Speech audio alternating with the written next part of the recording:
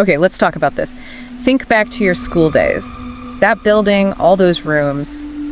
Was there one place that just felt a bit off? You know? Yeah, like maybe the dusty old storage room. Yeah. Or a certain corner nobody liked. Exactly. Or maybe the bathroom down the hall, the staff room even.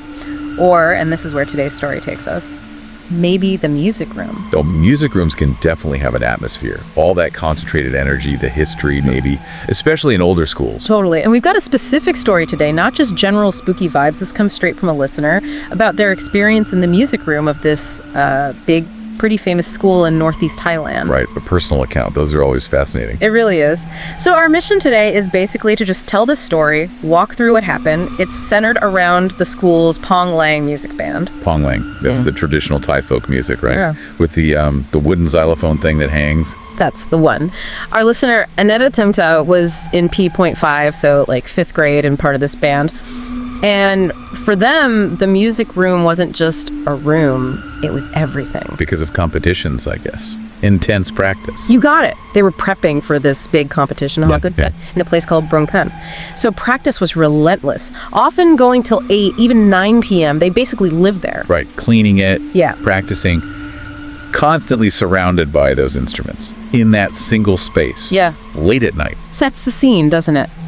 So this brings us to the first weird thing. One night, practice ends late, maybe 8 p.m. Everyone's taking a break outside the room except one senior student. He stays inside. Just chilling on his phone, you said? Yeah, probably tired. He's sort of relaxing, stretches his leg out towards one of the instruments, maybe starts dozing off a bit, and then bam! What happened? He feels a hand grab his leg, not gently, like violently. It pulls him right off his seat onto the floor. Ooh. Okay, that's physical. He screams. Everyone rushes back in, finds him on the floor, totally white, freaked out. Couldn't even speak at first. Just pure shock. Yeah. I can imagine. So when he finally catches his breath and tells them, something grabbed my leg and pulled me down, what do you think the others did? Let me guess. Knowing kids, they probably laughed. Yep, laughed. Including our listener, Pen. Apparently the senior was a bit of a joker, liked telling scary stories, so they figured out, he's just messing with us again. Ah, the boy who cried ghost. Pretty much. But he swore it was real, totally serious. And one friend actually told him, hey, maybe don't joke about stuff like this. Interesting. That little warning, like maybe you shouldn't mess with whatever might be in there. A bit of underlying belief, perhaps. Could be. But before they could get into it, the teacher arrives. Time's short, back to practice, so the whole thing just gets dropped. For now. Right. The competition pressure takes over. Practical needs versus the unexplained. Okay, so fast forward a bit. They go on the trip to Buangkan for the competition. They travel in this big student truck, you know the type. 2 rows facing each other, big space down the middle. Yeah, like a song tho, but bigger maybe? Something like that. And they put the instruments in that middle space. The competition itself goes fine, they do well. Good. Success. Yes. So far, so normal, apart from the leg pulling incident. Right. Then the long drive home, stop for snacks, souvenirs, the usual. They get back to the school late again, maybe 8 or 9 p.m., unload everything, instruments back in the music room, lock the door, done. Instruments back in their place, everyone tired, ready for bed. Exactly. So Betting Online gets home, is getting ready for bed, maybe lies down for about half an hour, just drifting off, and she hears it. Tell me. Pong Lang music. No. From where? That's the thing. It sounded close, like right there, loud and clear. Okay, that's creepy. Could it be her mind playing tricks after being immersed in it all day? Maybe she thought that at first, but then it got louder and louder. And just as she's trying to figure it out, her phone lights up. Group chat. The band's group chat. Yeah, message after message. Everyone, every single student who was on that trip is saying the same thing. I hear Pong Lang music. It's so loud. It sounds like it's right next to me. Nobody could sleep. Wow. Okay, that changes everything. Multiple people, different houses, same exact auditory hallucination. Or not a hallucination. Even the teacher chimed in on the chat. At first she was like, oh, you're probably just tired. Your ears are ringing. But the kids insisted, no, teacher, this is loud. It's real music. So the teacher realized this was something else. Something serious. Yeah, she gets everyone on a group call like, okay, what is going on? And during the call, trying to figure it out, one of the seniors, a Renat player, remembers something. Uh-oh.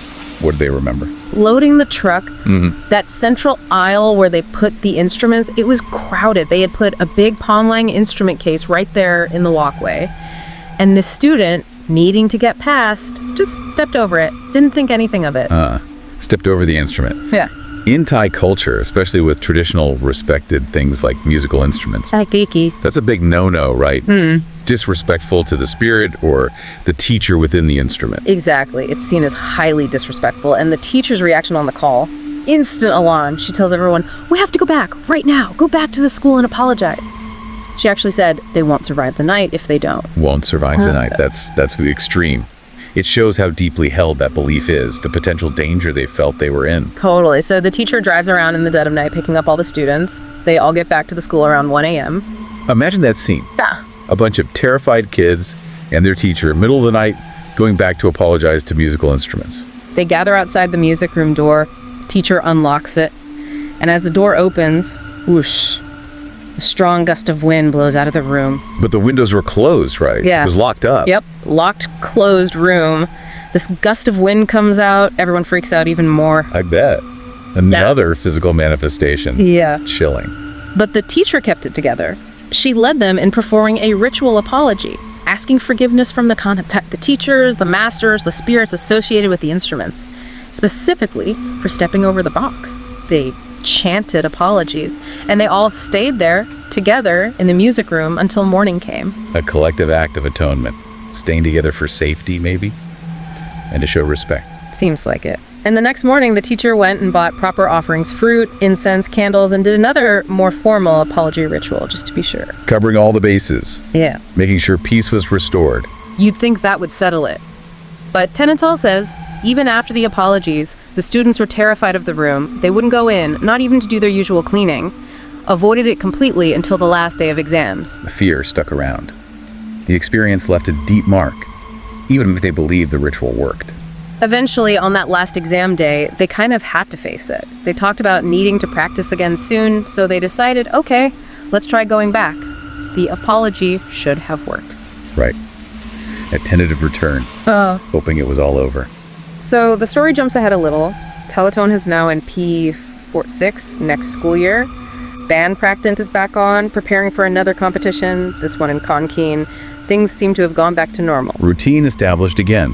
The memory might be there, but daily life takes over. Right.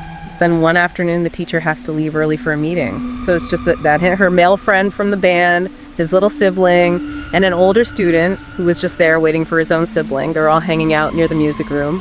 Another small group, near the room, teacher absent. Feels familiar. Yeah. So Kandanon needs to use the bathroom. And the bathroom is located behind the music room, so you have to walk through the area where the instruments are stored. Okay, just passing through the space. A few moments later, Kandanat comes running out. He's crying, totally terrified, can barely speak. His family showed up soon after and took him home. But before leaving, he managed to gasp out to the others, "Be careful, everyone." Just like the first senior student. Another intense personal fright. And that warning. So now it's just her friend and his little sibling left there. It's getting late, maybe 5 or 6 p.m. They realize they need to grab their school bags from inside the music room. Oh, they have to go in there now, after seeing Kensman like that. They have to. So they walk up to the doorway, look inside to grab the bags, and they see it. What? What did they see this time? A figure. Large, tall, looked like a man. A shadow, maybe? But it was moving towards the back of the room, near where the bathroom entrance was. A visual apparition. Moving.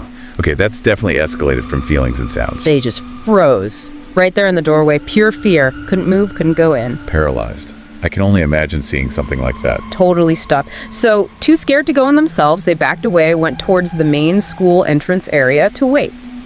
While they're standing there, clearly shaken, a younger kid, P5, comes up wanting to borrow a phone. Okay, an outsider. Someone not involved. Right. After the kid uses the phone, he notices they look scared and asks why. On impulse, maybe, they ask him, "Hey, could you do us a favor? Run into the music room and grab our bags for us." Sending the unaware kid in. Risky. What happened? The little guy, brave or maybe just oblivious, says sure. He runs in, grabs their bags, comes back out.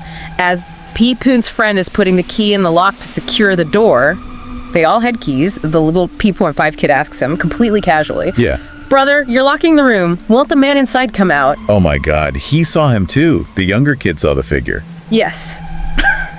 I think Fu and her friend were stunned. They tried to play it cool, like, what man, there was no one in there. But the kid insisted. Yeah, the big man. He was standing right at the back of the room. Standing exactly where they saw the figure moving towards. Huh. Independent confirmation from someone with no reason to lie or imagine it. That's validation. Oh. Terrifying validation. You bet. They locked that door fast and got out of there, heading for the entrance. The little kid just kept saying, but I saw him. The man was in there. Wow, that really seals it, doesn't it? Yeah. It wasn't just their fear playing tricks. So the next day, they cornered... They needed to know what he saw, what freaked him out so badly. He was hesitant, but he told them. What was his experience? He said when he first walked through the instrument area towards the bathroom, a tall man walked past him, going towards the back. Breinkot thought it was the teacher returning, so he did a respectful bow, but the man just ignored him, walked straight past. Okay, weird, but maybe explainable. Maybe the teacher was preoccupied. Maybe, but then, when Kongapunto was leaving the area, heading back out, the same man appeared again. This time, he stood right in front of Konga and his little group who were waiting. Confrontational almost. And then, the man smiled at him. Smiled? How? I couldn't really describe it other than it was wrong. Unsettling. And in that moment, seeing that smile, knowing it wasn't the actual teacher's face, that's when he knew this was something else entirely. That's what made him run. The smile. That sudden shift from ignoring him to appearing and giving this disturbing smile. Yeah, I can see why that would trigger absolute terror. It confirms the otherness of the figure.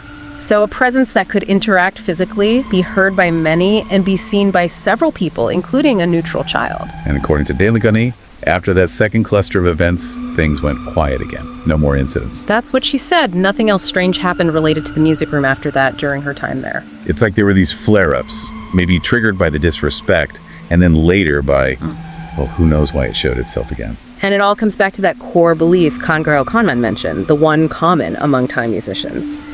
These traditional instruments aren't just objects. They have teachers, spirits within them. They demand respect. It provides a coherent, culturally specific explanation for everything that happened. The initial anger, the demand for apology, the lingering presence. It fits that worldview perfectly. Disrespect has consequences. Makes you think, doesn't it? About spaces with strong traditions, objects with history.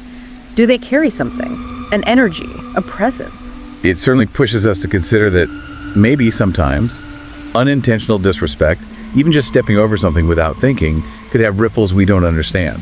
What's the actual cost? Definitely something to reflect on.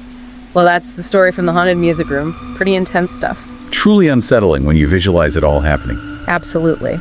Hey, thanks everyone for tuning in to this deep dive with us. If you found this story creepy or fascinating, do us a solid, hit that like button. Share it with a friend who loves ghost stories, and make sure you're subscribed to our channel, Horror Docs, for more stories like this. Your support really helps us keep bringing these accounts to light. We appreciate you listening. We'll catch you on the next one. Stay safe out there.